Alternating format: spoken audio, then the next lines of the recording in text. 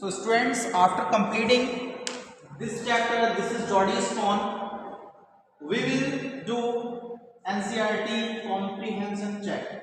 We will through these questions, we will understand, we will clear our concept through these questions,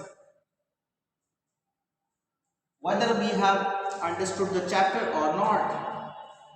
Question number first, how did Jordy bring the phone back home?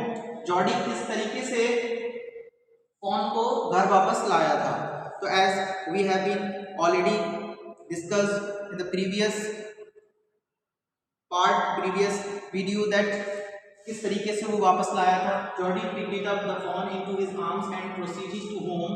After some distance he kept the phone down and took rest. Later on the phone followed him, thus he brought the phone back home. किस तरीके से लाया? उसने अपनी arms में, अपनी गोद में उसको उठा लिया था और कुछ देर के बाद वो क्या करता था, उसको नीचे उतार देता था और उसको फॉलो करवाता था अपने पीछे पीछे. इस तरीके से जैसे ही वो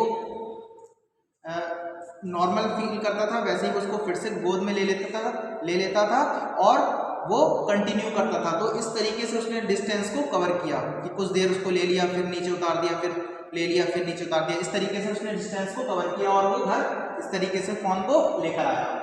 Second question is that Jordy was filled with emotion after he found the phone. Can you find at least 3 words or phrases which show how he felt? How he felt.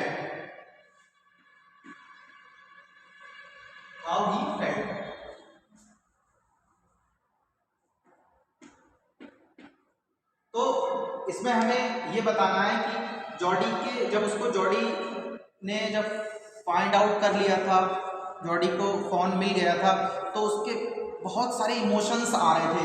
तो हमें क्या बताना है? एटलीस्ट 3 वर्ड्स और phrases which show how he felt.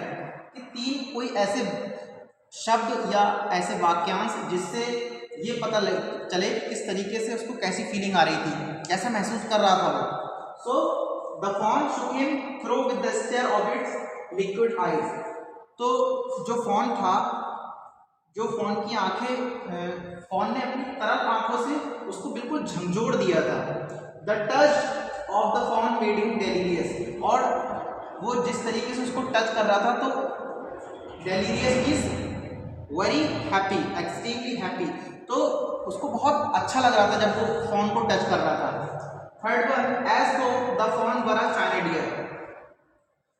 तो जैसा कि as we have been discuss in the previous video कि मानो वो उसको उस तरीके से गोद में ले रहा था जैसे कि मानो ये चाइना डियर हो, मानो ये मिट्टी का है.